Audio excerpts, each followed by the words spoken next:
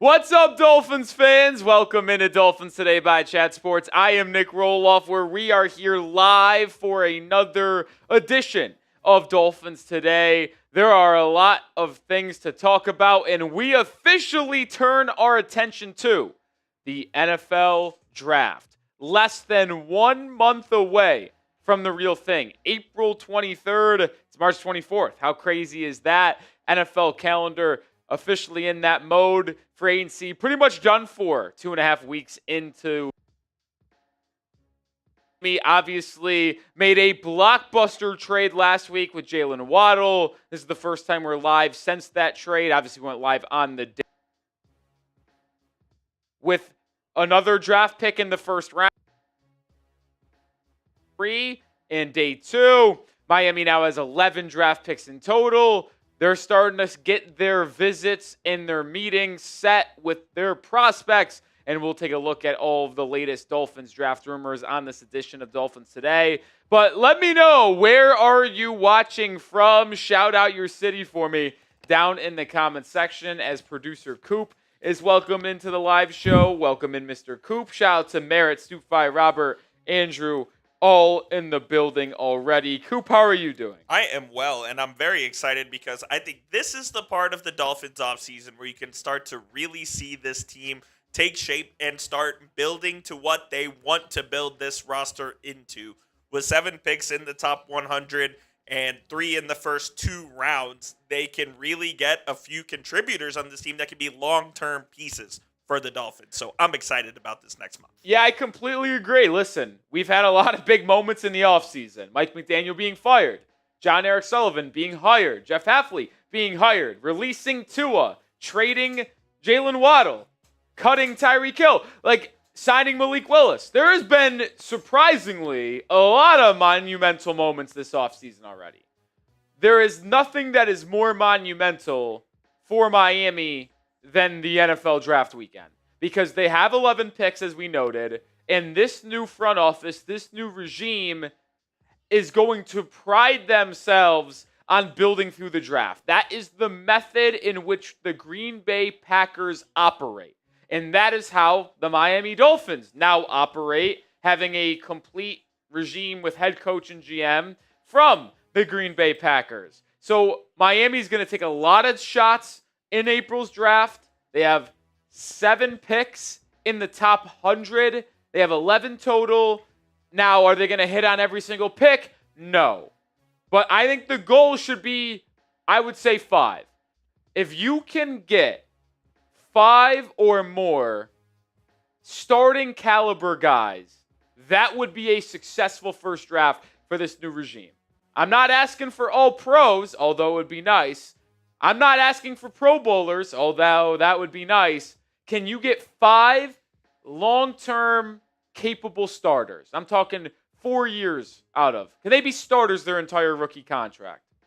That would be pretty nice. That's what that even might be a little aggressive to shoot for. Yeah, you're honestly, especially with those second and third round picks, I mean, you would love them to be starters, but you really hope that they can just be contributors to your team on affordable rookie contracts. That's just how you build the quickest. You get guys who are cheap but effective, and you can supplement that through NFL free agency, through trades and whatnot, and that's how the best teams succeed. Yeah, shout out to Terrence in Rochester, New York, 585. Bizarro in Lakewood, New Jersey. We got Orlando, Tulsa, Germany, Spokane, Washington, San Antonio, Kentucky, London, Tallahassee, Connecticut, Bahamas, Youngstown, Ohio. We're countrywide. We're nationwide. Is on your side. Shout them out. Who is your favorite NFL draft prospect? If you had to write down a name that you're willing to ride or die with in the NFL draft, now it could be for the Miami Dolphins and who you want them to take. It could just be also as a general question as well. Who is one guy that you no doubt believe is going to be a stud, whether it be for the Dolphins, hopefully, or in the NFL? Not drop a name. Who is yours, Coop? This may be a homer pick, but I'm picking him anyways.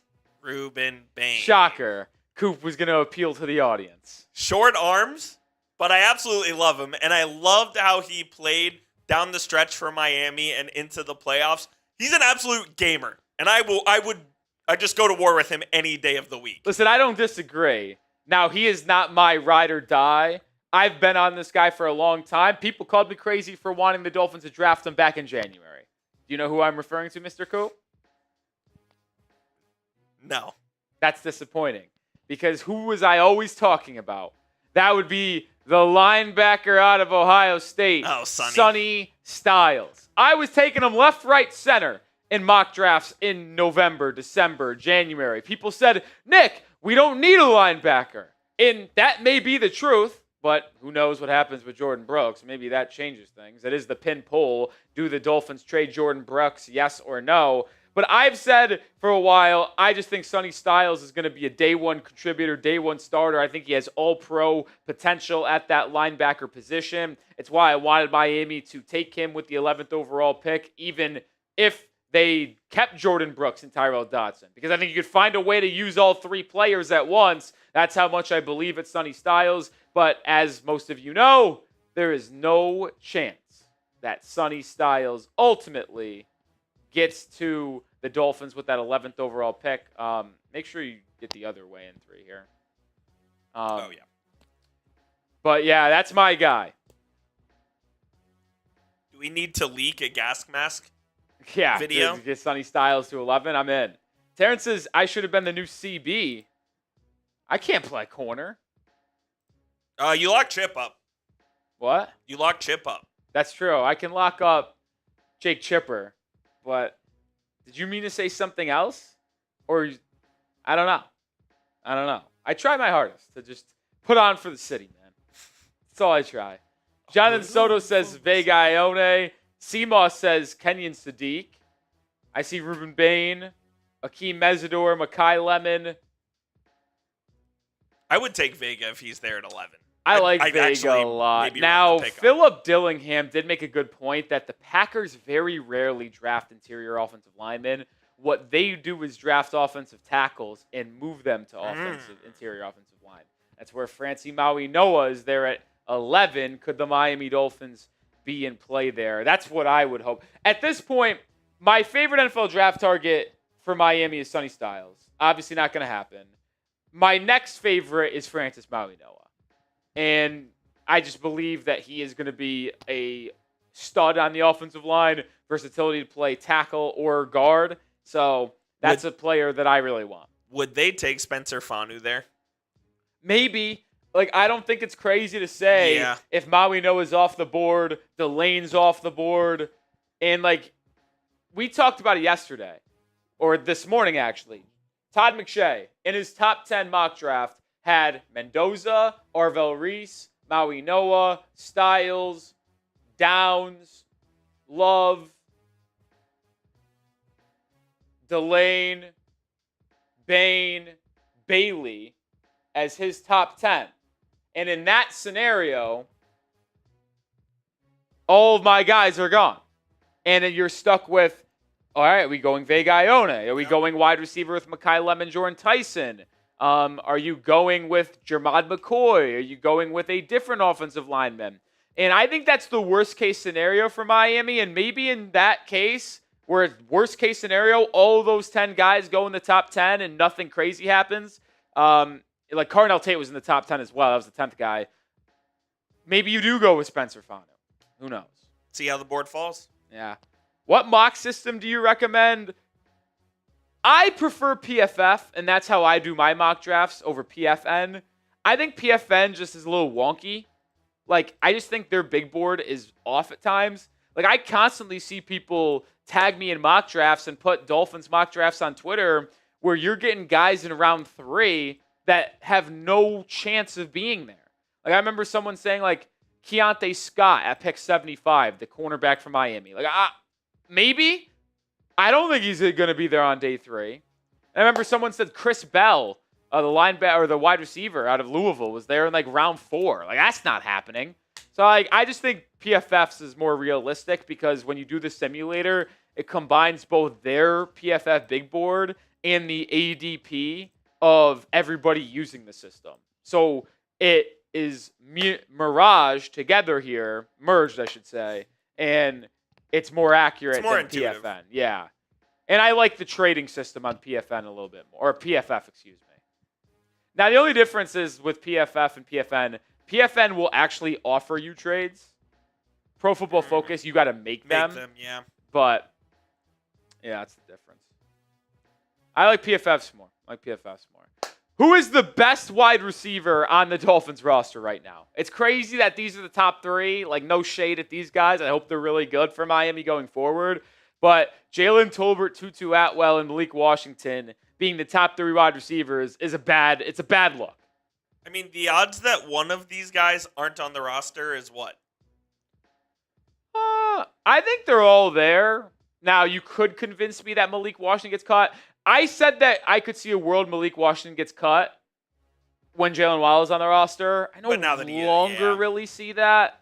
Now, with that being said, if they draft a wide receiver if they draft multiple wide receivers, which they likely will, and both of them are good in training camp in the preseason, but Theo Weiss Jr. or Terrace Marshall Jr. ball out, well then those three, the two rookies, and then Theo Weiss, that makes 6. Are you keeping 6 wide receivers? I don't know. So I agree with Terrence in the chat, says close your eyes and point. Yeah, I mean, that's good. Kind of. I think if I had to pick one, I think just in a vacuum, Tutu Atwell is the best wide receiver. Agreed. On the Dolphins. It's just hard for him to be your number one guy considering he's so small, 5'9". But you watch some of the routes on tape with the Los Angeles Rams and, well, okay then. There's been some high-quality stuff there. Tolbert isn't much of a separator, but a solid, reliable receiver that can make some plays in the red zone on jump ball opportunities. But these being your top 3 guys just signifies how important it is that you find at least one starting caliber wide receiver in the draft. Malik gives you some special teams value as well, so that part of it's nice. But yeah, I mean, you're right. They really do just they need to upgrade this receiver room, whether it's via the draft, whether it's via trade. It just has to happen. Yeah, you can't. If these are your starting 3 wide receivers, it is doing a disservice to Malik Willis. Absolutely. All right, let's get the real show started, folks. We have a lot to talk about on today's show, but we need to get the 75 likes first. We got 150 plus people in the building, meaning only 50% of the people have to hit the thumbs up icon. Help me out. Hit the like button. Let's get to 75. When we get to 75, we will start the live show. We have a lot to break down in today's live episode of Dolphins Today. We got the latest Miami Dolphins NFL Draft intel. We've started to see some things leak out to the media, where Miami's head may be looking at, what positions, what type of players that Miami has really started to hone in on with their top 30 visits, their pro day meetings, and so on and so forth. ESPN released a 2-round mock draft this morning. Look in that 2-round mock. Remember, Miami has 3 picks, 11, 30, and 43 in the first 2 rounds. Plus, we're going to look at the updated Dolphins depth charts and roster after the first couple weeks of NFL free agency with all of the trades, all of the signings, all of the cuts. And then we'll round out today's show with a Miami Dolphins Q&A as well. So get your questions in the live chat, hashtag Dolphins or Super Chat. But like I said, we got to get to 75 likes before we get the first segment started. First segment is about the latest NFL draft intel for Miami. We're 26 likes away from 75. Coop set the number. I agree with that number. We got to get there. Let's get there. Before we start the next segment, replug your mic. Okay. You've cut out a couple times. So we'll do that. But yes, please hit that like button as well. And we do have our mailbag coming up at the end of the show. So if you guys want to go ahead, get a head start on that there, all you have to do is use hashtag Dolphins or Super Chat to guarantee yourself to get on the mailbag. You can ask any question about the Dolphins, whether it's draft, whether it's free agency, whatever the case may be. Use hashtag Dolphins, then ask your question, and we will get you on the mailbag. That one will be our final segment on today's show, but it's one of our favorite segments because you guys kind of drive what we talk about. So we love hearing from y'all as well. So make sure you guys get your questions in there. Yeah, we got one question in from Mandrew. Listen, I could briefly answer here as we still wait to get to 75 likes. We're 12 away. I mean, I think that most people would answer Fernando Mendoza more over Malik Willis because, one, if you were to get Mendoza, you now have him for 5 years on a rookie contract. If he works out, he's also younger. But the truth is, Mendoza was never like something possible for Miami. They would have to trade heaven and earth to get the number 1 overall pick. And for a team that is not as poorly roster constructed as Miami is, they're in no business trying to move up in the draft to get Fernando Mendoza. So it just is never even something that should be talked about, really. But I would probably rather start my team with Fernando Mendoza than Malik Willis in a vacuum. One game today? Oh, one game today, I'm taking Malik Willis. I am too. Yeah, but like if you're starting a franchise and like looking to tear down your roster and build it back up, I would obviously want to do it with Mendoza. No doubt. So, 7 likes away. 6 likes away. Come on, we're not starting until we get Dolphins NFL Draft intel. Make sure we get there. ASAP Rocky. ASAP Rocky, huh? I'm not an ASAP Rocky guy. Oh, he's got some good songs. Never was, really. One good song that he has is Runnin'. It was on a Creed. Creed. That one's one. Banger. It's got who's it? Is it Nicki? Yeah, Nicki's on that one, I think. There's a woman, and then there's another rapper, too. It's ASAP. There's actually 4. I think there's ASAP. There's like ASAP does like the chorus. Was it Ferg, too? Ferg's on it. You were correct. Ferg is the last verse. Ferg, Nicki, ASAP, and I feel like there's 4th. Like ASAP does the chorus, and then there's 3 verses. Praise the Lord, great song. Let me see. Ferg and Rocky both have good songs. Victor Cabana says, "Would you take Keontae No, it's Scott? just the 3. Mike Will made it. ASAP Rocky. Oh, Mike Will made it. ASAP Ferg, Nicki Minaj. But Mike Will is just the producer, right? Yeah. So I guess I was wrong. There's Mike Will made it. I guess there's only 3 verses, and ASAP's got it. All right, we got to 75 likes. Would you take Keontae Scott at 30? It's a good question. You should use hashtag Dolphins. Use hashtag Dolphins in that question, and we will answer it on our mailbag. All right, we crossed.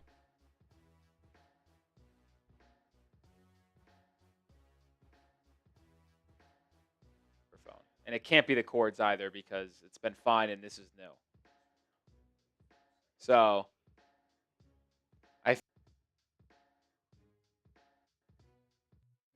yesterday, didn't have an issue earlier today. So I believe it would be live stream.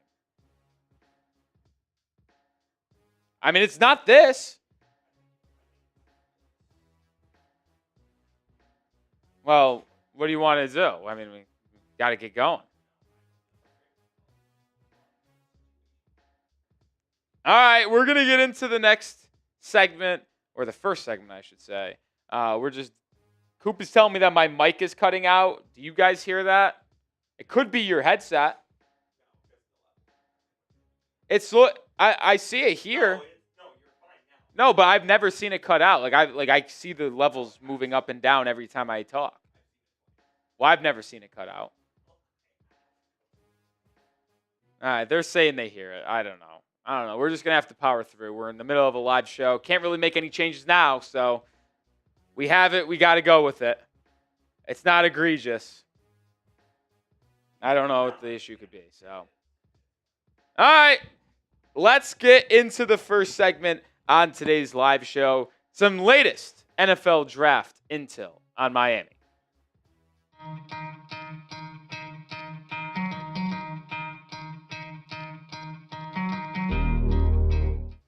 We got some Miami Dolphins NFL draft intel on today's show because there have been some top 30 Dolphins visits being reported and leaking out to the media, and we're starting to get maybe an idea of where Sully and this Dolphins front office may be going, and at least who they want to get to know before the NFL draft in late April. We've already had 6 top 30 visits reported either by NFL draft insiders or let known by the individual prospects themselves. And the number one takeaway I have from the first 6 top 30 visits reported is that there are 4 wide receivers out of the 6. You have a couple first-round guys in Makai Lemon and Casey Concepcion. You have a day 3 guy in Jordan Hudson, and you have a day 2 potential target in Ted Hurst from Georgia State. So it's not a surprise to me that the Dolphins are doing a lot of homework on wide receivers in the draft after trading away Jalen Waddle, because this wide receiver room isn't good enough. But it is intriguing who they are looking at and the style of wide receiver they may be looking to get more information on. But there is a ton of information in this show, and I want every Dolphin fan to be the most up-to-date Dolphin fan. That's the goal. That's the mission. So help me out. Share it to a friend, family member, coworker, social media, and help spread the info. Now, I want to go back to the wide receivers that Miami is potentially looking at here, because I just said it. This isn't a surprise. Miami is looking to actively add wide receivers. And I would project that Jon-Eric Sullivan drafts multiple in late April's draft. It could be 2 of them on day 2. It could be 1 on day 1, 1 on day 2. Heck, it could be 1 on day 2, 1 on day 3. I don't know. But what I do know is that you brought in Malik Willis here on a multi-year contract to hopefully be your quarterback of the future. And how are you supposed to evaluate him with these wide receivers? No shade. These guys are NFL caliber, but they are not lead dogs. These 3 players are all wide receiver 3s. You can't have a wide receiver room entirely made up of wide receiver 3. So there's going to be a lot of homework done on wide receivers this upcoming draft. And I will say, we saw them have a top 30 visit with Makai Lemon, Casey Concepcion, Jordan Hudson, Ted Hurst. I still believe that Miami is not going to go with a wide receiver at 11, because the Green Bay Packers, and I've brought this point up a ton, have drafted just 6 wide receivers in the first round in history. So why am I supposed to believe that a Packers front office executive, now GM for Miami, in his first draft is going to do something that Green Bay has rarely ever done in their history?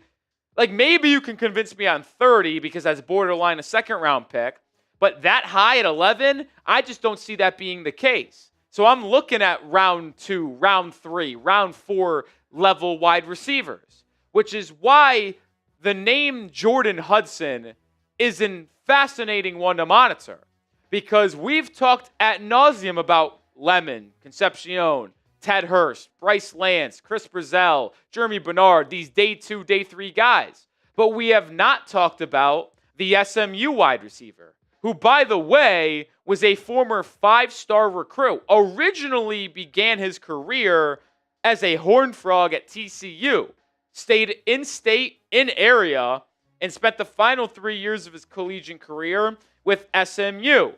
6'1", 191, ran a 4.48 40-yard dash at the SMU Pro Day. Now, not the most productive guy in the world, only 1,700 yards in his 53 games, but he does have 21 touchdowns and a 2.2 touchdown percent rate, which is very high. And he has done well against man coverage in the past, 2.24 career yard per route run versus man coverage. So Hudson certainly is capable of beating his man. And if you watch the tape, you kind of learn more about Hudson. This is a day 3 pick.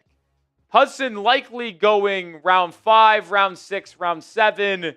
I could maybe see a team being high on him in targeting him in the 4th round, but that's as high as it could possibly go for the SMU wide receiver. And this is a name that some Dolphins fans might actually remember. Why? Well, when SMU took down the Hurricanes at home this past year, Hudson was a main reason why. He went for 11 catches, 130 plus yards, and was absolutely dominating that Miami secondary that features many NFL guys, including Keontae Scott, who a lot of Dolphins fans want Miami to take to potentially be their nickel corner of the future. I'm not labeling Hudson as a lock to be good in the NFL. It's just another name I wanted to share some information on for Dolphins fans because clearly he has caught Jon-Eric Sullivan in some of this Dolphins front office eyes. Today's show is brought to you by Prize Picks. No football, but the playoff push in basketball is here, and that means every dunk, every bucket, every dime means more when you're playing on Prize Picks. And with their brand new Team Picks market, you can now pick game winners, spreads, and totals on top of the player picks you already know. So cash in if you're right during all the clutch buckets, slam dunks, and Cinderellas this spring with Team Picks on Prize Picks. Now, if you want to just play daily fantasy, you can do that too, more or less on 2 to 6 player stat projections. This is my daily fantasy lineup for Thursday's NCAA tournament action. More on Jordan Pope, 1.5 assists. More on Matas, the big man from Texas, 23.5 points and rebounds. And more than on Darius Acuff, 23.5 points. Download the Prize Picks app today and pick your first game winner, spread, or total as the playoff push rolls on. And get $50 in daily fantasy lineups when you play your first $5 lineup when you use code CLNS. That's code CLNS to get $50 in daily fantasy lineups when you play your first $5 lineup. Prize Picks. It's good to be right. Now, we looked at 6 players that Miami is held top 30 visits with or will hold top 30 visits with. But you got to remember, there's other ways to meet with specific NFL draft prospects, and that could be at their specific NFL Pro Day. And there has been 4 reported meetings at Pro Days so far for Miami. First round potential wide receiver Denzel Boston was meeting with the Dolphins at his Pro Day. Wade Woodaz, the Clemson linebacker, met with Miami. And then 2 names that I want to dive into because they're day 2, day 3 DB targets. That's Jalen Kilgore from South Carolina and Andre Fuller from Toledo. We'll start with Kilgore because this is someone who, when you look at on paper, feels like a Packers defensive back, a.k.a. now a Miami Dolphins defensive back. Kilgore has a lot of versatility to him. People believe at the next level he could play safety, he could play corner, maybe even be a big nickel. You see here how well he graded out in terms of his size and athleticism, basically 6'1", 210, but ran a 4.4 40-yard dash, 37-inch vertical. So he has straight line speed, he's got explosion, and this is why so many people have believed in Kilgore as a potential day 2 guy because he could play multiple positions. And if you look at what a former South Carolina safety did as a rookie and Nick Emenwari a year ago for the Seahawks, I'm not saying that Kilgore could have the same impact right away because Emenwari was a way better prospect, better tape, better production than Kilgore, but you see these bigger athletic safeties at South Carolina play all over the field, and you start to get a feel for what Kilgore could do at the next level. And he was extremely effective in coverage for South Carolina a year ago. Only 2 touchdowns allowed, a couple INTs, 52.3 completion percentage allowed. Like, his stock continues to rise a little bit here, and I do see him as a day 2 pick. I think more likely in the 3rd round, and there is a world where he slips to the 4th round. Is it a world that is the most likely? No, I think he will be taken inside the top 100, and this is where Miami having 4 3rd-round picks comes into play, because Kilgore between 75 and 94, where Miami does have those 4 selections, I think is where his range might come into play. So keep an eye on Jalen Kilgore as we approach the draft in late April. We're going to continue to have you covered with all Miami Dolphins news from now until the NFL Draft and be live for all 3 days of the NFL Draft. So make sure you subscribe for the nonstop Dolphins Draft coverage.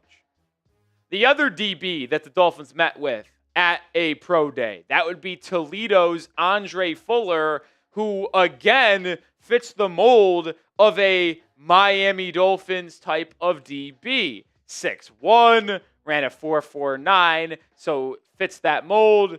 I think Fuller is a name that you have to keep an eye on. Now, he does have a little bit of shorter arms, not reaching that 31-inch threshold, but he does have good size to him. And he was extremely productive for the Rockets a year ago in the MAC. You see the coverage stats on screen, but he was much better in run, graded out 80+ on PFF, 8.2% missed tackle rate. This is a fits the mold type of corner for Miami. Decent speed, good size, and he played well in the run and physical. I think Jalen Kilgore fits that as well. I could see Jeff Hafley falling in love with Kilgore due to his versatility. We know how important that is for a Hafley defense to have someone on the back end that can play deep, that can maybe play in the nickel, play in the box. That's where Kilgore played a ton last season, that being the slot, but he could play all over the place. Fuller, Kilgore, both fit the mold. Fuller's much more of a late day 3 pick, so 5th, 6th, 7th round. Kilgore, as we mentioned, likely a late day 2 selection. Don't miss out. We talked about the latest NFL draft intel around the Miami Dolphins today, but you got to be subscribed and make sure you follow me on Twitter as well, because we're going to continue to send out information on who the Dolphins have/will meet with as we get closer to the NFL draft. So subscribe and follow me over on Twitter. One segment down. No cutting out there, so it looked like it rectified itself. I hope so. Or it never happened at all. And you in the chat are gaslighting me. You guys are colluding against me. Yeah, me and the chat are colluding for sure. I could see it. Yeah, you got me. I could see it. You got me. I could see it. Shout out to Terps for coming in with the first super chat of the day. Shout out to Terps. He says, would you do this trade, Achane and a 6 to the Texans for number 28 overall? And if so, who would you draft with 28? So we don't have a 6th round pick. Now we could send the 6th round pick in 2027 alongside Achane to get the 28th overall pick.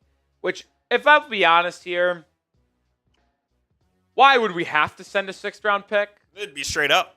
Like, I think if I'm trading Achane, I think the 28th overall pick is pretty fair. Agreed. Straight up. And I would do that. I've been very open about this. Do I want to trade him? No. But if you get offered a 1st round pick in the middle of this rebuild, I think you have to consider it. Considering he's going into the final year of his rookie deal, you would then have 3 1st round selections. You'd be able to get an offensive lineman, a wide receiver, a secondary, or an edge, all in round 1. And you'd still have the 5 picks on day 2 of the draft, and you just kind of really go full reset. So I would do that trade. And if I was the Dolphins looking to make a pick at 28, I mean, I can't tell you who I would take exactly, but guys that I would kind of monitor in that area: wide receiver Omar Cooper Jr., DBs Avion Terrell, Emmanuel McNeil-Warren. He's a safety from Toledo. Colton Hood from Tennessee. There's edge rushers like Zion Young, TJ Parker, R. Mason Thomas. I'll tell you what, and I'll talk about this a little bit on our next show, but there has been, over the last week, multiple mock drafts that have Zion Young and R. Mason Thomas sneaking into the end of round 1. That wouldn't shock me. R. Mason Thomas was so dominant at Oklahoma. Now, he had a couple injuries late in the season that kind of shortened his year. But, yeah, he was by far their best defensive player. And he's a game wrecker, at least at the college level. I could see him sneaking into the back end of day 1. And it's interesting because for the longest time this offseason, Thomas, Malachi Lawrence, Gabe Jackas, Zion Young were all going around 35 to 55, and Miami would be able to take one of them in round 2. Now, if you want to get R. Mason Thomas or maybe a Zion Young, you might have to use pick 30 on him. And listen, I liked when you could get him at round 2, but I would take him one of them. If you have that high of a grade on him, I've said for the longest time, I'm a Zion Young fan. I actually think you could go back to one of the first 2 mock drafts we did back in October and November when the Dolphins were playing some bad football. I think I had Zion Young as one of the Dolphins picks in round 3 or round 4. Yeah, you've been and on I him literally early. said, we're taking him here because that's where people have him right now. But I, word for word, verbatim, I believe I said, and I would like to go back and find the clip now, actually. By the time the draft rolls around, you'll be hearing him round 1, round 2. So Roly called a shot there, and Roly sniped it. This guy is unbelievable. Just saying. I actually think I did that with multiple people. Kyle Lewis was an early one you talked about as well. Yeah, I had him in, I took him in round 7 in PFF. Now he's going in round 3. I remember that one. Yeah, you do, Coop. That one I remember distinctly. I don't know about the others. Now I want to see. I want to go back to the first mock draft I did this year. Do the Dolphins need to hire Roley as director of player personnel? No. God, no. I'm not that good. You also hate college football. That's not true. Yes, I do. All right, first mock draft I did was on October 17th. In that mock draft, we had, in round 1, pick 4, Caleb Downs. Yep. Round 1, pick number 27, we traded up, Ty Simpson. Round 3, pick number 68, Zion Young. First mock draft I did. Round 4, Logan Jones. Round 7, Bernard Gooden. Defensive lineman from Dog. Shout out our guy. Shout out our guy. All right, our second mock draft we did was us taking Fernando. Oh, boy. Delete that one? No, this one's hysterical. Round 1, pick 2, Fernando Mendoza. Yep. Round 2, pick 34, Sonny Styles. So back in what was this? Back in November after the trade deadline, I was taking Sonny Styles in round 2 because that's where he was going. And Keith Abney, the corner from Arizona State, in round 3. He's a round 2 guy now too. I want to find one more and then we'll move on. Ball knowers. All right, mock draft 3.0. No. Well, we've done 9 Roley mock drafts, correct? Yeah, mock draft 3.0. We took David Bailey at 11. We had Kyle Lewis in round 7. Eli Stowers in round 3. So none crazy, ball nowhere ahead of our time. Was that after the season? That was in November. So we had pick 11 then, too. Yeah. The final mock draft I did in season, pick 11, Sonny Styles, Zion Young at 43, D'Angelo Pons at 75. He's now a day 2 or round 2 guy. Love it. Omar Cooper Jr. at 89. He's a round 1 guy now. So, I'm just ahead of the times, unfortunately. I'm just really good at what I do, and that's why you subscribe. All right, $5 super chat for Kevin Hargrove here. Appreciate you, Kevin. If we trade Jordan Brooks, what round do you think we can get for him? I would probably project it being a 3rd-round pick. We'll go more in-depthly on this in our Q&A, but I do want to just quickly answer so you feel like I read and gave you the time. But I would have to probably say Brooks being an all-pro linebacker. I know he's 29. I know you're going to have to give him a new contract. But Brooks, I think you're getting a 3rd-round pick for him. I don't want to trade him. Coop, you're a Cowboys fan. I am. You would trade a 3rd-rounder for Jordan Brooks, right? Oh, easily. Yeah. There's no question I would. Yeah, I mean, they traded a 7th for Logan Wilson. He retired. Now, would you do pick 20 for Brooks in 30? That comes out to pick 72. 20 Brooks. I did this on Saturday's video in a solo. If the Cowboys moving back 10 spots and acquiring Jordan Brooks values that player, Brooks, because the difference in draft picks is pick 72 overall. So that's an early third rounder for Jordan Brooks. I probably would do that, actually. Yeah. Listen, I don't want to get rid of him. But if you told me I had to, it's not the worst trade.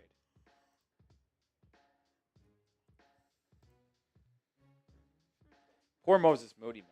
I think. Oh, dude, it was brutal. All right, let's move on here. Hit that thumbs up icon if you haven't already. 112 likes. Let's get to 150. But we're going to do a mock draft reaction. ESPN's Field Yates dropped a 2-rounder. Let's talk about it. Coop, when you're ready.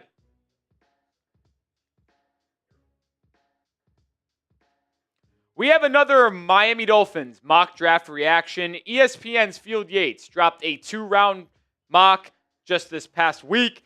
Miami obviously has 3 picks in the first 2 rounds, 11, 30, and 43. Top needs, not really need to be kind of said over and over here, but offensive line, edge, wide receiver, corner, safety, and 10 E, tight end. I was going to say Tennessee. You know what? We're just going to restart that. We're going to restart. We're doing this live. You saw the sausage made.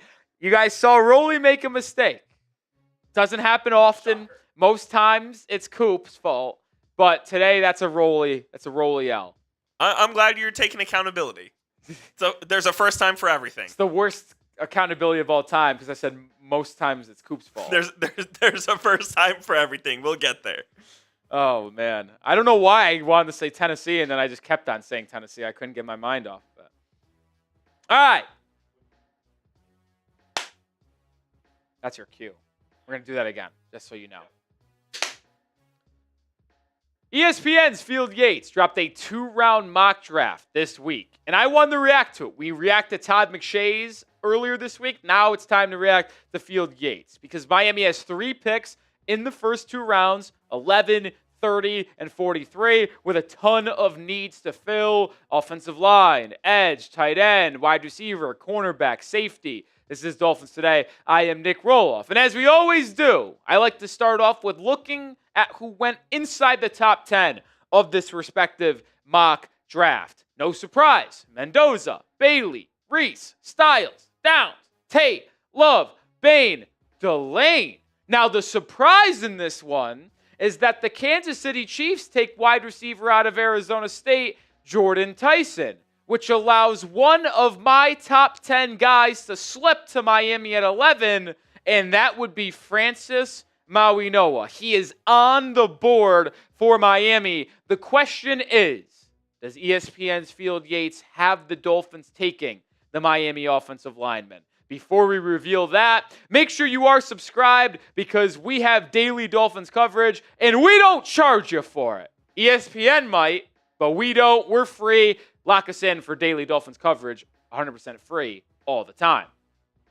Dolphins fans are going to be happy. It's also why the title and thumbnail of this video is the Dolphins got a home run in this mock draft, because I would be jumping up and down on April 23rd if the Dolphins yelled out Mauigoa's name when it was their time to make the selection. And he is a guy that would just be a plug-and-play day one starter for Miami. If you've been with us and over the last couple of months talking about the draft, you guys would know how much I like Mauigoa, and it's going to be hard to say anything different than what I've done already over the last couple of months, but there are people who just tune in for the first time, and I want to do that. Now, with that being said, this just past week on Monday, March 23rd, Miami Hurricanes held their pro day. Who was in building?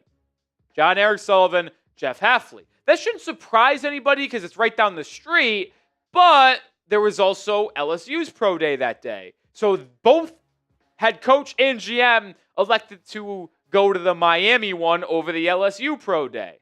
Field Yates on Mauigoa going to Miami. New GM Jon-Eric Sullivan referenced building his roster from the inside out, and Mauigoa would be a big boost to an offensive line that needs it. Miami ranked 24th in pass block win rate and 29th in run block win rate last season. Mauigoa is a steady, well-built pass protector with raw power and the ability to get to the second level. Right tackle Austin Jackson recently agreed to a reduced and restructured contract that's over after next season, so Maui Noa could slide in there. And I do pick up what Yates is putting down, because if you did draft Francis Maui Noa, you would not draft him with the intention of him being your starting right tackle this season. What the plan would likely be is start Maui Noa at one of the two offensive guard positions, whether it be left guard or right guard, and then move Maui Noa out to right tackle following this season when Austin Jackson's contract is up. And I really do like that plan for Miami, because you have him as a plug-and-play starter day one, and then you have the second-year player Jonas Avinaya and the veteran Jamari Salyer compete for the other starting guard spot, and whoever wins that. And I would say Maui Noa at left guard or right guard, Jackson, Paul, Brewer, and then the winner of Salyer and Savinaya. Well, that's a pretty good offensive line on paper if they can stay healthy. And that is why I consistently will say Francis Maui Noa slipping to Miami at 11 is my dream. I don't think it's the craziest thing for it to happen if there would be one guy out of the top 10 prospects to slip to Miami at 11. I do think it is Francis, because there's only a couple teams that really need an offensive lineman in a bad way inside the top 10. I would label the two teams, or I would say three teams: Cleveland, Arizona, and the Giants. But the Browns did add a lot of offensive linemen this offseason. Arizona might elect to go defense, and same thing with the Giants. So if Maui Noa doesn't go top 5, there's a good chance he's there at 11, because I don't see the Saints taking offensive linemen. I don't see the Commanders, although they could. I don't see the Chiefs, and I don't see the Bengals. They need defense or a weapon. Who is your dream draft pick for the Miami Dolphins with the 11th overall pick? Told you, mine is Francis Maui Noa at this point, because I don't view Caleb Downs or Sonny Styles as very realistic, but who knows? I'm going Maui Noa. So we move over to pick number 30 in this mock draft. Who is on the board for Miami? Some really good prospects. Got a couple good offensive linemen in Emmanuel Pregnone, the guard from Oregon, Blake Miller, the offensive tackle from Clemson. Got some DBs like Avion Terrell, Colton Hood. You got an edge in TJ Parker. You got a linebacker in CJ Allen. A couple interior defensive linemen like Caleb Banks and Caden McDonald, although I don't see them as very likely. And I don't love the board here, but if it is the way that this falls, and those are the top 10 guys available, I would probably advise Miami to go with their top edge, corner, or wide receiver that's on their board. And in this mock draft, with pick 30 in round 1, Field Yates did have Miami going with a wide receiver, and that would be Texas A&M's Casey Concepcion, a player that Miami had a top 30 visit with, and maybe, just maybe, could be the Jalen Waddle replacement. Field Yates that says, following the release of Hill and Waddle trade, the wide receiver group is inarguably the thinnest in the NFL. Adding Concepcion would be a step in the right direction. He's among the most explosive players in the class, hauling in 25 receiving touchdowns in just 3 seasons and tacking 2 punt returns to the house in 2025. However, Concepcion lacks massive size and must clean up drops 7 this past season. Miami had a top 30 visit with him, as I already alluded to. The drops concern is real. And you watch his tape, and you even watch him just catch routes at pro days and the combine. Like, he doesn't have the best catching technique. I mean, 5 drops, 7 drops, and 7 drops in his 3 years. Oh boy, that is not very good, folks. And there is an advanced number that scares me a lot. Casey Concepcion, if he's drafted in the top 60, which he will be, would be a wide receiver that has more than 2.0 yards per route run versus man, but less than 2.0 yards per route run versus zone. In the last 7 drafts, wide receivers that have more on man, less than zone, taken in the top 2 rounds, Terrace Marshall Jr., N'Keal Harry, Denzel Mims, and KJ Hamler.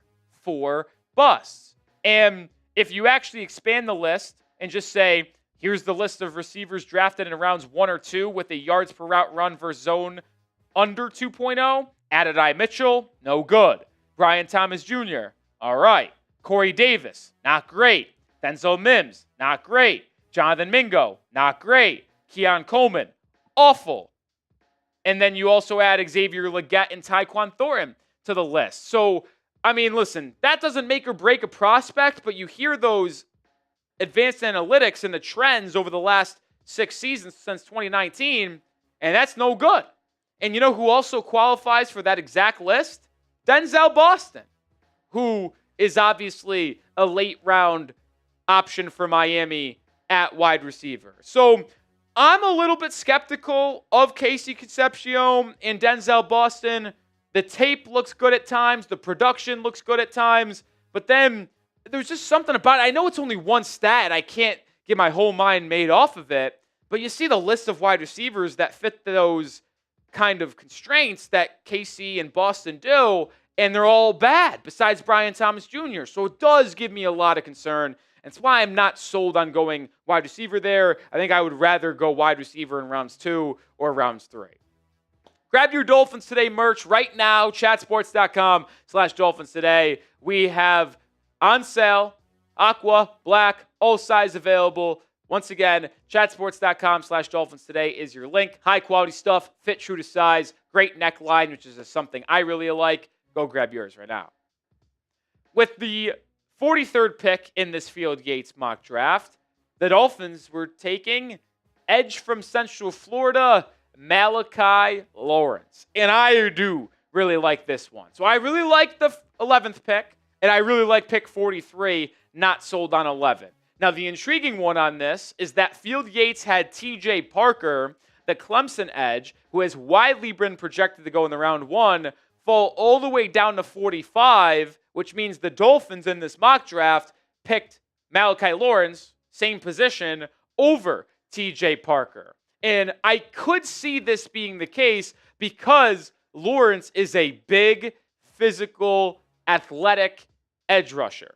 And that's something that, Miami is looking for to help complement Chop Robinson as well as Joshua Uche. Lawrence ran a 4.52 40-inch vertical. A 9.94 RAS. This guy is extremely athletic. But he was also extremely productive in the Big 12 a year ago for the Knights. 7 sacks, 40 pressures. You watch the tape, the explosiveness, it's there, man. And I really like Makai Lemon. And Yates said that the needs exist all over the Dolphins roster, including opposite of Chop Robinson, to boost the pass rush that tied for 23rd in pass rush win rate last season. Lawrence would do exactly that with some of the best closing ability in the class. He has been a riser during the pre-draft process. And I will add, I love round 2 edge rushers this year. Makai Lemon, Gabe Jackas. You can maybe say TJ Parker will be there. R. Mason Thomas and Zion Young, 2 SEC edges, have been widely going in that range of 35 to 55. But now, both in Todd McShay's and Field Yates mock draft, those 2 players respectively, Thomas and Young, have been going in rounds 1. So maybe if the Dolphins want to get a Zion Young out of Missouri or an R. Mason Thomas out of Oklahoma, they might have to spend their 30th overall pick on them, or they might not get them because they're both off the board already. But if Miami waits to round 2 to get an edge and Makai Lemon is on the board, that would fire me up. So to round out this video, here are the 3 picks that Miami made in Field Yates 2-round mock draft. Francis Mauigoa at 11, Casey Concepcion at 30, and then Makai Lemon at 43. And before we round out the show, grade this mock draft. How would you do it? Just obviously the 2 rounds, but how did Field Yates do for Miami? A, B, C, D, or F? I think this would be a home run start to the draft. I would go B+, and it's really just because I reserve a little bit of, I guess, concern for Casey Concepcion.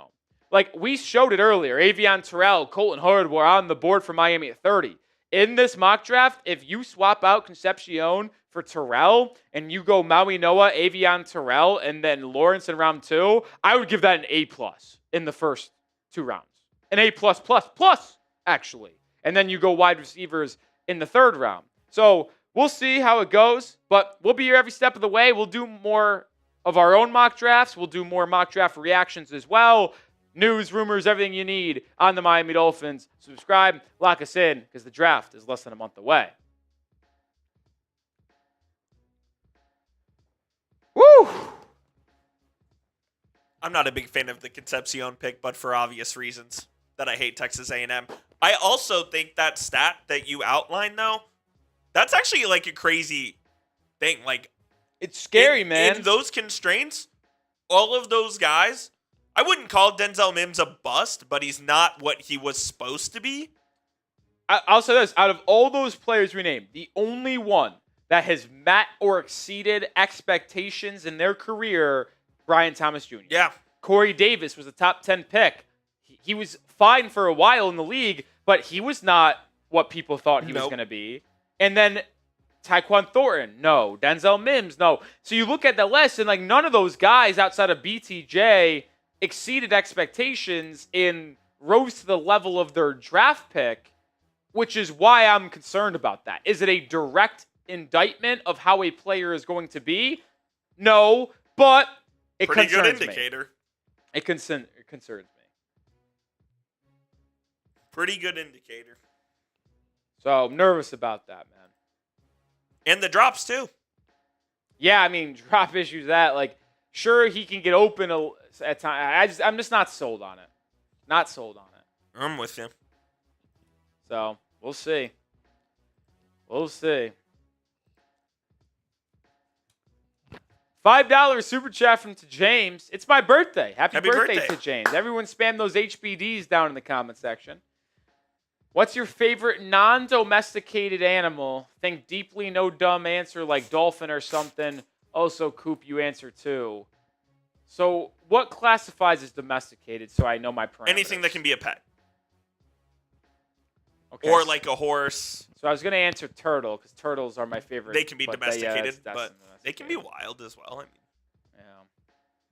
Those are definitely my favorite, though. I love turtles. What about like a mountain lion? If that's your answer. Yeah. I don't hate that. Let's think here.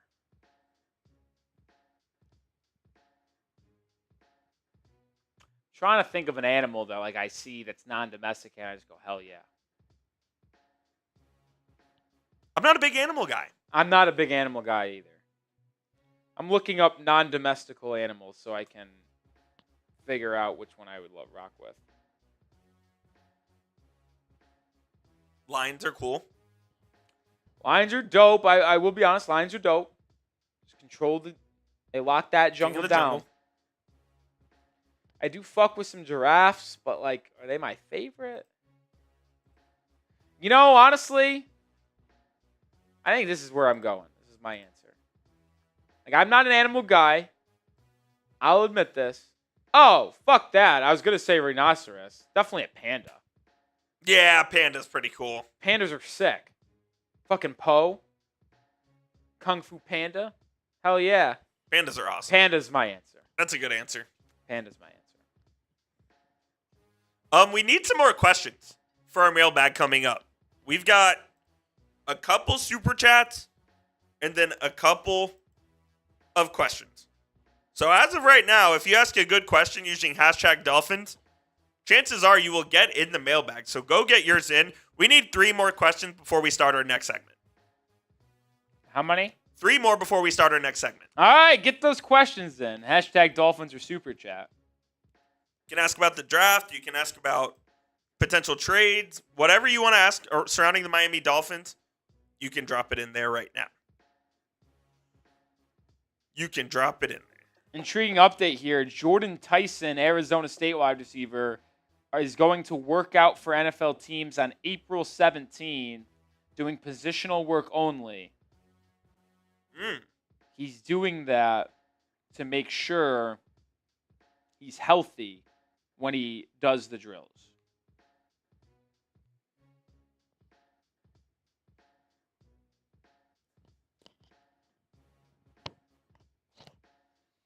It was just also reported that Dolphins assistant GM Kyle Smith going to be at the Ohio State Pro Day tomorrow. No Sully, but Smith is there.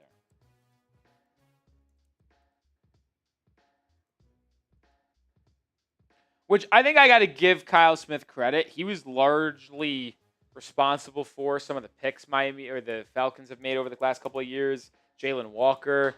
I know people want to say James Pierce was really good as a rookie. Obviously, the off the field stuff, his career is cooked. But yeah, we'll see. We got to get some questions, guys. We need some more.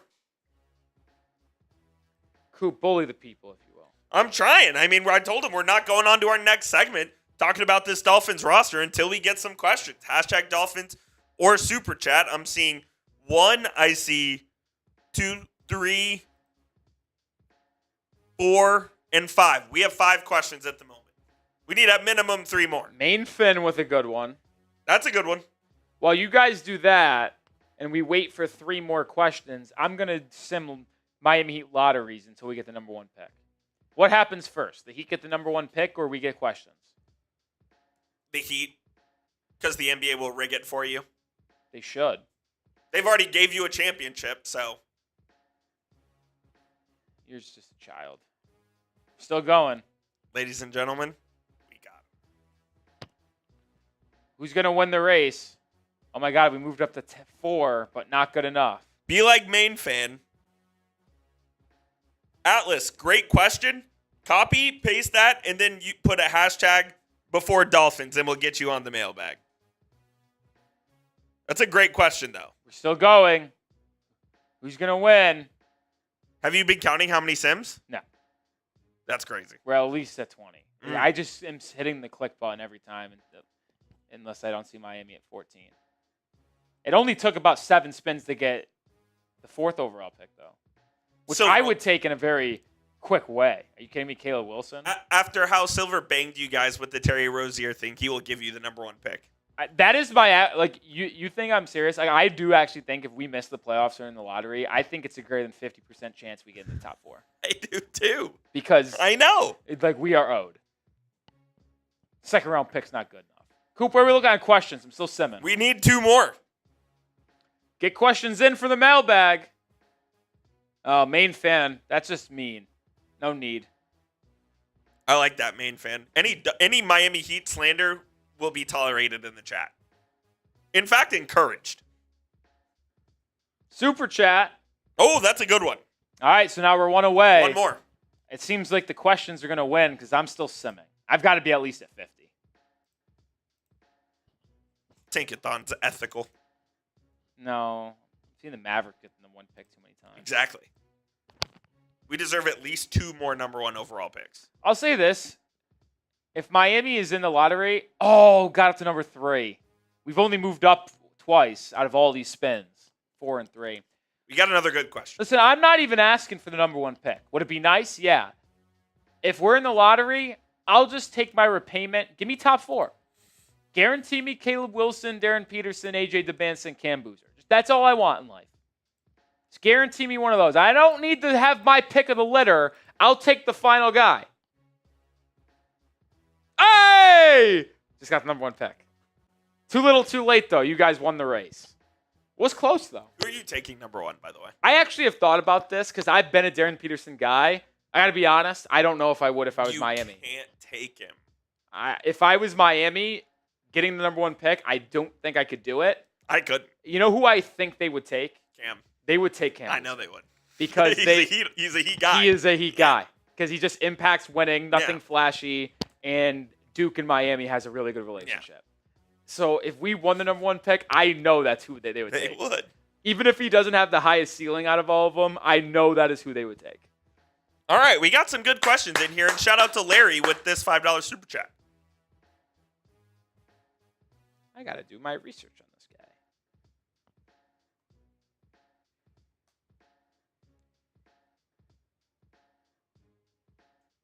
Real person?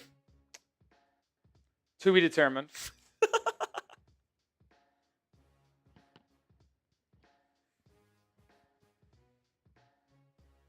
Fake? Carver. I'm typing Carter. All right, that will solve a lot. Offensive tackle from Washington. 6'5". Ooh, undersized. 291. All right, thoughts to come.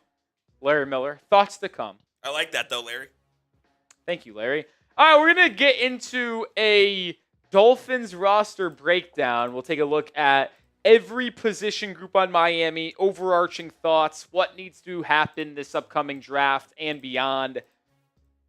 After free agency, all the trades, all the signings, time to talk about it. Are you declaring free agency over? Oh, yeah. Yeah. I think you get a week and a half. Like, you see some signings trickle in, like Brian Robinson Jr. obviously signed today with the Falcons. You've seen some other minor one-year deals, but free agency is really the only first week to me. Now, you can get some signings on week 2, but, like, free agency period, like, yeah, it's still, like, free agency and people sign people, but I think of it as, like, when you have to, like, fight over people. Like, if the Dolphins offer contracts to people at this point, they're like, signing. They're just going to take them. So, well, at least most guys. Not everybody's most. All right. All right, let's do it. We are 2+ weeks removed from NFL free agency. It's been a very busy couple weeks. Jalen Waddle gets traded. Minka Fitzpatrick gets traded. Malik Willis gets signed, amongst other people. And I thought today would be a good opportunity to take a look position group by position group at where the Dolphins stand going into the NFL draft and beyond. We'll start with the quarterback room. Things are very, very simple right now. Malik Willis is your QB1. Quinn Ewers is your QB2. And you still have Cam Miller as QB3. Signed him late last season when Mike McDaniel and Champ Kelly were still in charge of things. And like most of you at home, I'm excited for Malik Willis. Like, can I guarantee he's going to be good? No, I can't do that whatsoever. Am I going to guarantee that he's our future? No, I can't. But the Dolphins haven't had someone at the quarterback position that has his arm talent, his mobility, maybe ever, when you blend them together. Like, obviously, Marino's arm is goated. Like, nobody's going to top that. But Marino didn't have Malik Willis's mobility. So when you combine the two, we might have the most athletic, physically gifted quarterback in Dolphins history. And when you've watched him play for the Packers in those 2 starts a year ago, the accuracy and decision-making that he showed and kind of developed behind Jordan Love, well, it makes you really excited. Miami will add a quarterback on day 3 of the NFL draft in all likelihood. Cam Miller probably gets cut by the time this is all said and done. Moving on to running back. Devon Achane, Ollie Gordon, Jalen Wright. You still have Donovan Edwards on this roster as well. Similar to quarterback, not really any changes here. And we know Devon Achane, eyes are on him potentially. Will he get traded? I don't know. But I wanted to focus my conversation on this episode on who is actually the backups for Devon Achane. Because I think Miami has maybe the most underrated running back room in the NFL, not because Devon Achane is underrated, but because I really like Ollie Gordon and Jalen Wright as a 1-2 punch behind Devon Achane. And it's why I've actually been, quote-unquote, okay if Miami traded Achane away for a first-round pick, because I think when these guys potentially, if they did get a full workload as a 1-2 tandem, could be pretty dangerous. Jalen Wright, at times, has really showed burst as well as a nice physicality to him. Now, he does have a little bit of a fumbling issue that we've seen in limited opportunities, but Ollie Gordon could be that other dude in short-yarded situations, goal lines, and maybe as he gets better as a pass protector, that could really just be a guy that starts in the NFL. So I really like the Miami Dolphins running back room. Probably pound for pound, best in the roster. Not best in the NFL, but best on the team. Them or linebacker, maybe. Those are the only two ones up for discussion. Certainly ain't wide receiver. It's the worst room, I would argue. Oh, man. You know it's bad when we could argue what's the worst group on the Dolphins roster. Is it wide receiver? Is it edge? Or is it safety? I mean, safety's not the most important position. We'll get there later. It's probably safety. But with no Jalen Waddle, Jalen Tolbert, Tutu Atwell, Malik Washington are your top three guys. Tolbert and Atwell are the two additions this offseason, both signing one-year vetman deals in free agency. I like bringing them in. Tolbert and Atwell, over the course of their careers, have been pretty productive. Like, Atwell, 64 games played, 1,500 yards, 5 touchdowns, 7 drops. Tolbert, in 9 less games, 6 drops, 10 touchdowns, only 1,000 yards. Tolbert has been the wide receiver 3 in Dallas, was wide receiver 2 in 2024 when there was a bunch of injuries. Atwell has had a season where he was really productive. Same with Tolbert. So both guys have had opportunities in the past. I like these two, but I also like them as wide receiver 3s. Like, when we signed them, I was excited because I was like, oh, okay. We got Atwell and Tolbert to surround Waddle and whatever rookie we take. Well, now these guys are the showcase wide receivers. And unfortunately, that just is not acceptable to give Malik Willis options. He just needs more. So expect a lot of additions in the NFL draft. But let me know, who is the best wide receiver on the Dolphins roster? Is it Jalen Tolbert? Is it Tutu Atwell? Or is it Malik Washington? I alluded to it. I expect multiple additions incoming. I mean, you look at the NFL draft. I actually really like this wide receiver class in the draft, and there are a ton of good options on day 2, maybe early day 3. We always talk about Ted Hurst, Bryce Lance, Chris Brazell, Jeremy Bernard. I also am a fan of Jacoby Lane from USC. There's a lot of different routes Miami could go down. Pun was not intended on routes and wide receiver. Tight end room. This also could use some work. Greg Dulcich returns. Ben Sims joins Miami, former Packer and Viking. Dolphins add Zach Kuntz, Cole Turner, and Jalen Conyers also return as depth pieces in the offseason. I mean, listen, I think we all agreed that Greg Dulcich is a guy that we're excited about, someone that we wanted the Dolphins to re-sign, but we can also admit, as fun as Dulcich was last year and what we believe he may be, he should not be a tight end 1. And I'm not saying that whoever the Dolphins draft immediately needs to be a tight end 1. I think Greg Dulcich can shoulder that load maybe a little bit, but you're going to need to draft a tight end on day 2 or early day 3 to add to this room. I mean, you look at Michael Trigg, Eli Stowers, Max Clare, Eli Raridone. You got options, Oscar Delp, that you could go after on day 2, day 3 of the NFL draft, and Miami certainly will do that, and they need to. On the offensive line, you got Patrick Paul, Aaron Brewer, Austin Jackson returning to their positions. Now, Jonah Savianaya is the X factor, I would argue, for Miami, because he was so bad last season. And I got to be honest, I've been so focused on free agency, been so focused on Sully and Hafley, Willis, and what's to come, I forgot how bad this guy was. And it actually pissed me off today when I was looking him to get the correct PFF numbers again. Because, man, was he awful. And you're bringing in Jamari Salyer here, who was told he will have an opportunity to compete for a starting spot on this Dolphins offensive line, which means Jonas Savianaya better come correct and ready to show he's improved in June, July, August. Because there is a very real world we live in that Jonah is not starting for Miami this year, and I don't think they would cut him because it's a little early, but this regime didn't draft him. And the coaching staff didn't coach him last year. Because we got a different offensive line coach. Same offensive coordinator, yeah, but different O-line coach. So we better come ready. Because if you draft an offensive lineman early, whether it's Vega Ione, Spencer Fanu, Francis Mauigoa, Emmanuel Pregnon, and you go with the idea that they could be a starter and they prove it to you in their first training camp, well, then Salyer very easily could beat out Jonah, and Savianaya is on the bench as a depth piece.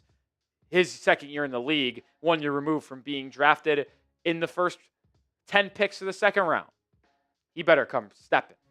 And make sure you are subscribed, because we're going to continue to bring you 100% free content all offseason long surrounding your Miami Dolphins. So hit that sub button and lock us in.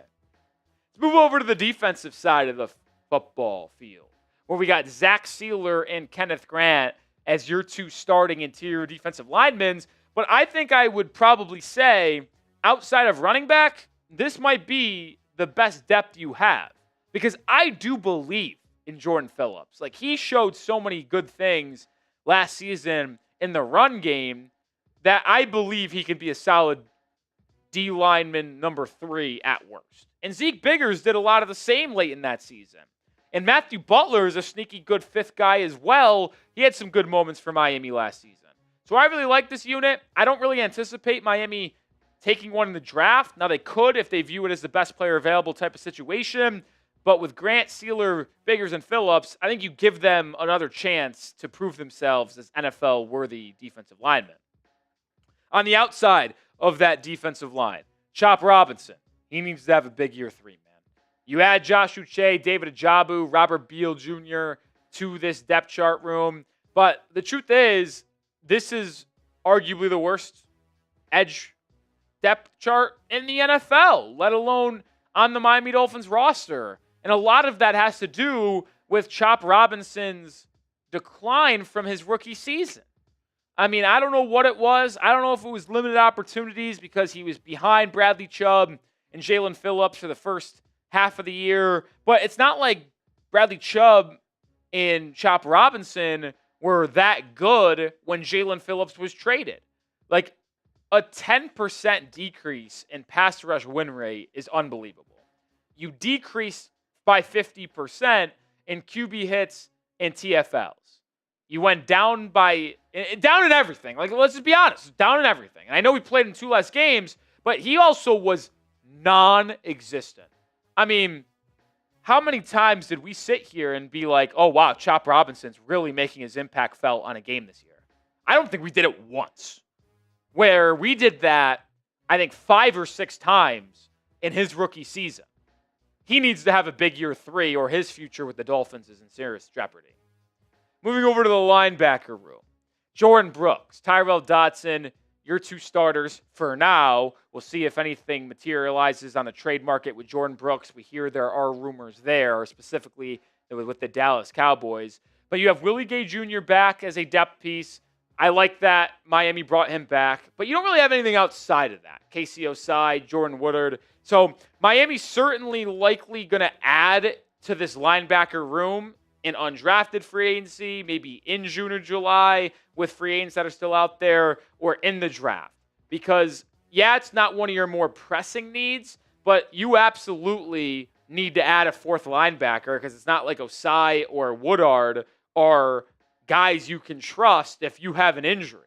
And there is the side of it that Miami wants to potentially be more multiple and be able to play out the same packages in 3-4 and 4-3 alignment. I think Willie Gay's really good at that, doing that, but that means you also need to add more linebackers in case wear and tear in the season, which is why I think it would have to take a really good offer for Miami to actually trade Jordan Brooks. And that's where we'll leave this question. Predict it for me. Will the Dolphins trade Jordan Brooks this offseason? Yes or no? Let me know your thoughts. Moving on to the secondary, cornerback room.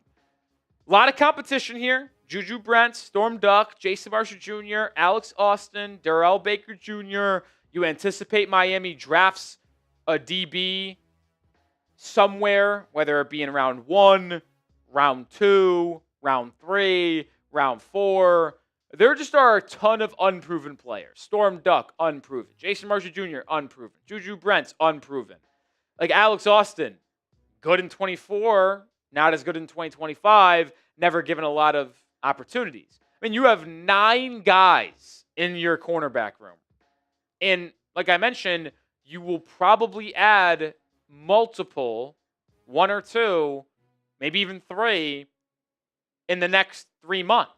Whether it be a Rasul Douglas or Jack Jones signing in June, or multiple additions through the draft and undrafted free agency. So there's a lot of unknown with this cornerback room, but there's going to be a lot of competition. And I promise you one thing, folks. Whoever is starting for Miami week 1 at corner, that is going to be because they earned that job beating out their fellow teammates and being the best in practice and in the preseason. So we'll find out soon enough, folks. This disgusts me. And I don't want to be that negative. I'm sorry for being negative, Nick, but I mean, you see these 2 as your 2 starting safeties, and it's like, are you serious? Like, it's almost leaving me speechless. Like, I knew it was this bad, but this is, like, really bad. How many times have we said the Dolphins might have the worst blank room in the NFL? I think 3. Safety, edge, wide receiver. And all are real valuable and realistic statements to be made. I mean, Lonnie Johnson Jr. is right now your starting safety. No offense, Lonnie. That just can't happen. Miami is going to have to find a way to add safeties. That's why I say if Caleb Downs magically sips to 11, we've talked a lot about Maui Noah, Rueben Bain falling to 11. If Downs is there, you got to take him. But it's also why I'm intrigued with taking Dylan Thieneman, Emmanuel McNeil-Warren, Jalen Kilgore, A.J. Halsey, just to name a few in the first couple rounds of the draft. And you know what? We're not going to leave out special teams, folks. You got competition everywhere. 2 kickers, Zane Gonzalez and Riley Patterson. Punter, Bradley Pinion, Seth Vernon. Long snapper, Tucker Addington, Tavir Pepper. How about it? You got 2 specialists to compete. And once again, like corner, at least you know the best one will be on the starting roster in week 1. It's not like they're going to play favorites. Who are they going to play favorites to? None of these guys were on the team last season. The only one that was Riley Patterson. And we have a whole new special teams coach. So it's really just going to be up to them. That's going to do it for today's show. But let's close it out this way. This team's going to be bad in 2026, guys. Like, let's call a spade a spade. I'm not going to try to sugarcoat it. We're not going to try to tell you something different. Miami is probably picking the top 10 in next year's draft. I'll say this. If Miami is not picking inside the top 10 next year, I think we have one hell of a quarterback and we have one hell of a head coach. Because even with 11 draft picks and some money to play with in June, July, that isn't enough to fill all of the vacancies and holes on this roster. So it's going to be fun watching all the young guys that are already on the roster and the Miami Dolphins add to the roster in late April, but this team's not going to be very good. We'll be here all season long anyway, as we always are, folks. So make sure you do subscribe, because even though we might not be good, we're still going to be hanging out as Dolphins fans, chopping it up every single day. Woo! There's some bad position groups there, man. Yeah. Joe Flacco! Joe Flacco. Just re-signed with the Bengals.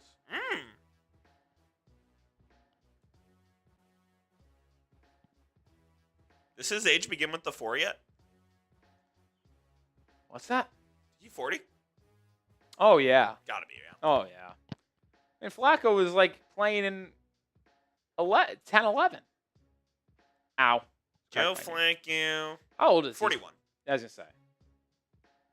Figured it was somewhere close to that. Idleman says Bud Clark. Yeah, I like Bud Clark a lot as a day 3 or a day 2 safety, potentially. TCU guy. That if there's one room that has to be upgraded, it's that one.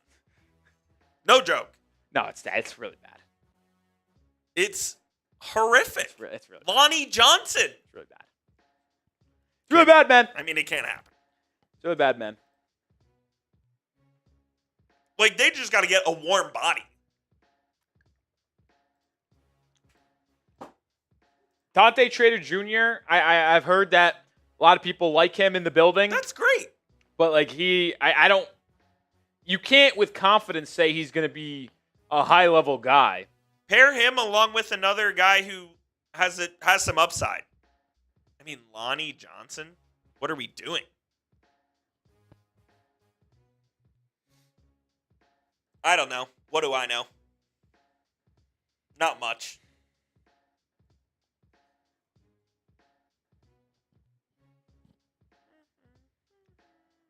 Keldrick Falk at his pro day here today ran in 4.67, 4.69. At 6'5", 274. That's a really good time. Yeah, it's not bad. Not bad. Not bad. Come on, Coop. Don't think I'd take him at 30. That's where I would have a conversation. Don't think I would take him. Depending on the board, of course. Have a conversation there. All right. Time to get to a mailbag. Limp it to the finish line. I'm tired. Once we're done, we'll push video. We'll call it a day. Up late last night. Me and Smitty went and saw a movie late. Oh, what'd you see? That Project Hail Mary. Is that good? It's pretty good. Yeah. Is that the... Gosling Yeah, one. yeah. Interesting. Didn't get home till 2. Wake up at 7. Wow, that's a dagger. Yeah, really night. 10:50 time. Dang, after your watching? Watch it, yeah. Damn. Went home, sat on the couch for an hour. The Angelica or whatever it was? We went to the Cinemark in 20 minutes away. Oh, yeah. Off 635, okay. Went to the 70 millimeter IMAX show. Yeah, that's fire. Pretty dope. Pretty dope. I love that. Can't lie, it's pretty dope. Have you seen the Peaky Blinders movie yet? I never watched the show. Oh, okay. Never watched the show. All right, let's get out of here. But before we do that, it's time to answer some questions, folks. Mailbag time. Mailbag time. Let's do it. Let's round out today's show. Time for another edition of a Miami Dolphins Today mailbag. And you got to make sure you can get your questions. Have those notifications turned on. I'll tell you more about that in a second. But we'll start with Terps, $5 super chat. Would you do this trade? Devon Achane and a 6th to the Texans for a 28th overall? If so, who would you draft with that 28th pick? Fins up. Shout out Long Island. Anyway, I don't think Miami would have to attach a 6th round pick to get rid of Devon Achane for first. Like, how much does that 6th round pick really matter in that trade? Really? I wouldn't want to do it. Plus, Miami doesn't have one this season, so it'd have to be a 2027 6th round pick, which I don't really know why either side would want to do that. But here's the truth. Yes, I would accept that. Because even though Devon Achane seems like a building block and it sounds like he's going to stay, if you get offered a first-round pick for a running back, I have a hard time believing it's not smart taking it. Because you can find good running back play, not Devon Achane level, but good running back play very consistently. And giving this new regime in front office 3 first-round picks with all of the needs that you have would really potentially fast-track this rebuild if you hit on those picks. Because if you have 3 first-rounders, you can go corner, edge, O-line, wide receiver, and take one of those positions of need in the first round with all of them and still have pick 43 in the 4 selections in the 3rd round. So I do believe in Ollie Gordon and Jalen Wright too. So yeah, I would definitely take pick 28 for Devon Achane. Make sure you subscribe and make sure you have those notifications turned on. I have a busy schedule because I cover the Miami Heat, so it depends on when Heat games are, when I go live. But that's why you subscribe, because we're still bringing you daily coverage. And have those notifications turned on, because you'll get a push noti when we go live on the channel. And if you want to be featured on a mailbag in the future, got to be in our live chats. So make sure you subscribe and make sure you turn those notifications on. Kevin Hargrove with a $5 super chat. If we trade Jordan Brooks, what round do you think we can get for him? Oh, I think if you dealt away the linebacker, it would almost certainly be a 3rd round pick. Now, you can make the argument that Brooks is worth a second-round pick. I mean, this is a 28, 29-year-old linebacker that was just an NFL All-Pro in 2025. And ever since he joined Miami, his career has taken that next step forward. But the reason why I think it's going to be a third-round pick in return for Brooks if the Dolphins trade him away is because, well, one, he is pushing 30, and whatever team trades for him is going to have to give him an extension. Brooks is entering the final year of his contract with Miami, only making about $9 million. So I do believe if Miami traded Brooks, they would likely get a third-rounder in return or at least similar value. It is why I pushed the trade idea of Miami moving up from pick 30 to pick 20 and attaching Brooks to 30 to move up with the Cowboys. If you do that, the difference of pick 30 and 20 comes out to the 72nd overall pick. It's an early third-rounder, which I where think Jordan Brooks' value may lie. Should the Dolphins trade down in the NFL Draft? Type Y for yes or N for no. Stockpile more picks potentially. Let me know your thoughts. Larry Miller with a $5 super chat. Offensive tackle Carver Willis, later round option, name dropped by Dolphins, I read. Well, Willis, Washington Husky. On PFF, he's listed as 6'5", 291, so a little undersized. Unclear if he weighed in differently at his pro day. Let me do a quick research. Carver Willis, RAS, see if anything pops up. Weighed in at 303 at his pro day. 5.89 RAS, so certainly not built well. 32.5-inch arm length. That is pretty solid there. Certainly not anything concerning by any stretch. Maybe a little bit lighter than what you want there. He graded out good last season, 84.8 run block grade, 79.9 overall, only allowed 2 sacks, has played right tackle and left tackle. Listen, I got to be honest, I haven't done a lot of research on him. I'm just kind of looking here on the fly. He's projected to go in the 7th or 6th round. He's undersized, so I think he's probably more of a guard at the next level. But I don't see anything that would make me not want to take him specifically, depending on how the board falls in round 6 or 7. Make sure you go grab some Dolphins Today merch. It's really appreciative when you support the channel, but you also get some really nice gear because it's high-quality stuff. We wouldn't put on anything that is not high quality. We got aqua, we got black, on sale, chatsports.com/Dolphins Today. Links in the description and comments of today's show. Mandrew, Nick, who would you want? Fernando Mendoza or Malik Willis? For my baseball heads out there, I almost said Carlos Mendoza, the New York Mets manager. Listen, I said this in our live show. In a vacuum to where you are starting an NFL franchise today, would I rather have Mendoza or Willis? I'm going to choose Fernando Mendoza. I am. Because he's younger, and you would obviously be getting him on a rookie contract in comparison to Malik Willis's 3-year, $67.5 million deal, which is less years, more money than what Mendoza is going to get as a number 1 overall pick. Now, with that being said, I think it's a silly question and really not one that should be asked, not to be mean, but Miami was never going to get Mendoza. They had the 11th pick. They would have had to move heaven and earth and offer multiple first-round picks and more to move up to get him. And for a team that has as many holes as Miami, would that make sense? No, it wouldn't. So in a vacuum, sure, it's probably Mendoza to start a franchise with, but for the Miami Dolphins, it is smarter to do what they did for Malik Willis in free agency than trade up and draft Fernando Mendoza. Gabriel with just a normal question. I don't know why I thought it was anything else. If Maui Noah style is available at 11, would you trade back if a team was willing to give up a future first? Oof. Oh, man. Who's the team? That's a realistic question, right? Because if it's a team like the Chicago Bears that is picking 25 and projected to be good next year, that's going to be a no for me. Because you're only going to get picked 25 this year and another pick in the 20s next year. I believe Maui Noah is a 10-year starting offensive lineman, and I think Sonny Styles is an all-pro at linebacker. So I am likely sticking there no matter what, if one of those two are available, because both of them are needs for Miami, and I believe in both of these guys' talents.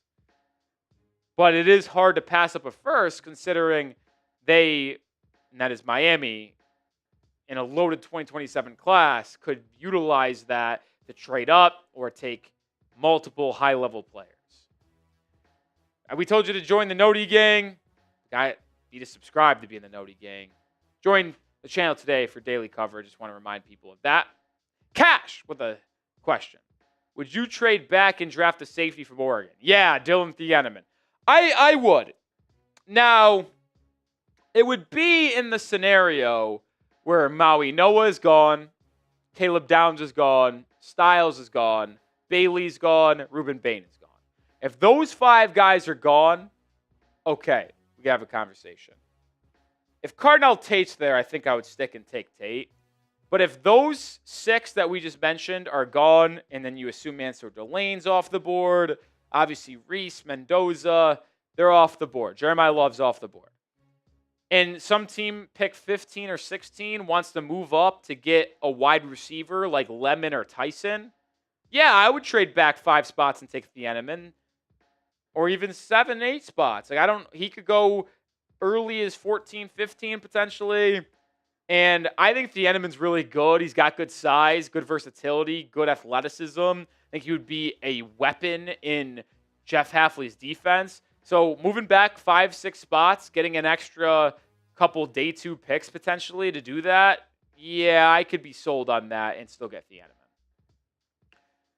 YT Atlas, what possibility do you think we get a wide receiver pick 11? I just think it's extremely low. I mean, it is. And, I mean, we've talked about this in the past, and I hate to beat a dead horse. I don't think Miami's going to take a wide receiver at 11.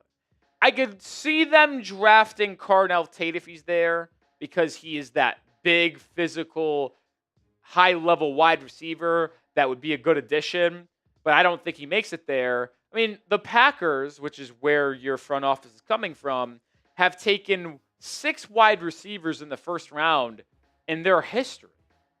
And one of them was last season, Matthew Golden.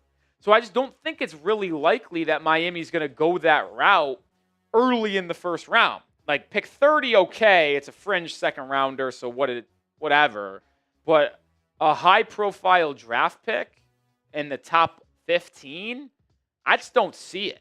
So that's why I don't believe Makai Lemon, Jordan Tyson are likely to be Dolphins unless you trade back to pick like 18, 19, 20, and they're on the board there. So I don't see that really happening for Miami, but I guess you never know, folks. Want more on the Dolphins? Well, go follow us over on social media. At Dolphins Today IG is our handle on Instagram. We got short-form content as well as other content outside of YouTube, so give us a follow right now. All right, Q&A done, folks. Q&A done. That's it.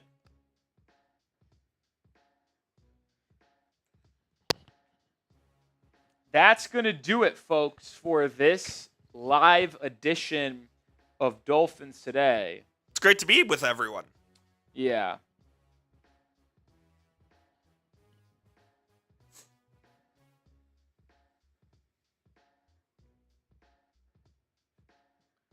Appreciate everybody who has super chatted, liked, comments. You guys are awesome. Me and Coop are going to get out of here. So enjoy the rest of your week. We'll be live maybe next Tuesday. I have another watch party next Monday. So probably Tuesday once again. Okay. Cool. March 31st. Last day of the month. And then the following, we have the Natty. Yeah, I don't know. That would be like a late week live, I think, because I have a game that Monday, or if I did the Natty, it'd be Monday and Tuesday. It's the Heat play on Tuesday. So, yeah, we'll be live next week. Cool. Appreciate y'all. Peace out. For Coop Rowley. See ya.